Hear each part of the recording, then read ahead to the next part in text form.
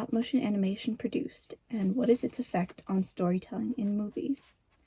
What at first may seem like just another form of animation is actually extremely labor-intensive and painstaking to execute well. But as you will undoubtedly understand after watching a film in stop motion, this unique way of animation can produce a finished movie that is incomparably charming in its nature, a film that lives in every subtle movement of its props. Stop-motion animation is made by moving objects in front of the camera in slight increments and taking pictures in between these movements in order to create the illusion of motion when the photos are played together. Within this genre of animation, there are several different methods. Object motion, which uses any random object as the film's subject. Claymation, wherein characters and sets are sculpted from modeling clay. Side note here, a specific type of modeling clay called plasticine is often used in claymation. Plasticine was invented by William Harbut in the 1890s and is particularly useful for stop motion because of its resistance to drying or hardening. This way, the material can be worked on wire armatures for days or months on end during movie production and will stay malleable throughout the entire process. There's also the pixelation method, which requires real actors to stand still as they are photographed, moving themselves one photo at a time. The cutout motion method, wherein characters and setting are made from cutout paper and the film is shot above in 2D. Puppet animation, wherein full puppets of the characters are made to be subtly adjusted between takes. And shadow animation, which is like cutout animation but with a backlight to make the movements shadowy. Achieving a smooth animation requires much attention to continuity and detail.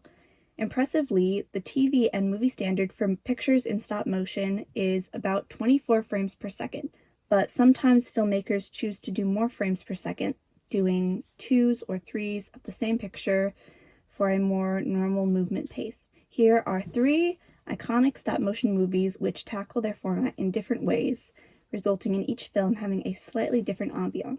Beyond this point, there may be slight spoilers for the movies Coraline, Wallace and Gromit, Curse of the Were-Rabbit, and Isle of Dogs, so be forewarned. In Coraline, directed by Henry Selick, slight choppiness in the character's animation has a dreamlike, almost skeletal effect on each puppet. This subtle, hitched movement correlates extremely well with the creepiness of the film. 3D printed, silicone-covered figures make the characters look smooth and matte, so it is especially jarring when the other mother's body becomes increasingly sharp and angular. The puppets also serve to surreally exaggerate facial and anatomical features of everyone in this world, while the 3D animation makes the story feel like something that could happen in real life.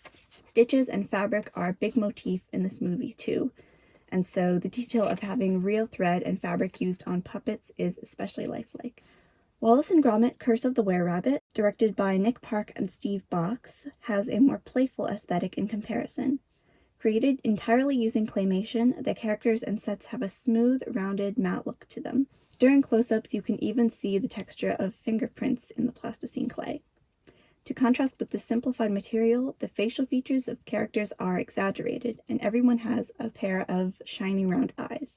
This gives the ensemble a cartoonish appearance, which, combined with the slight choppiness of early 2000s stop motion, creates a charming and quaint English town setting. Another notable motif explored in this movie is the texture of fur, since it's about a were-rabbit, based on werewolves, of course. This fur forced the animators to deviate from their reliable clay material and work with fur fabric instead, which proved to have its own challenges in continuity. Isle of Dogs, directed by Wes Anderson, is a much more recent release.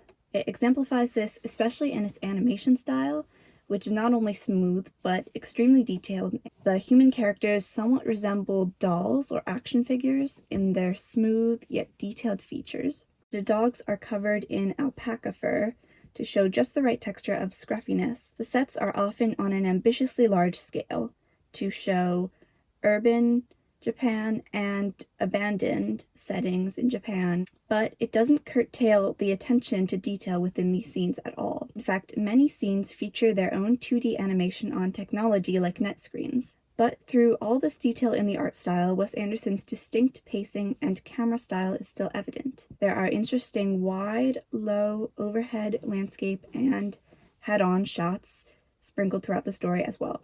Here we can see a clear connection between the format of stop-motion animation and the emotional potential of autoethnography, the self-reflection of one's personal experiences to a wider array of worldly cultures. As Jeremy Michael Blair remarks in his article, stop-motion can be chaotic and complex.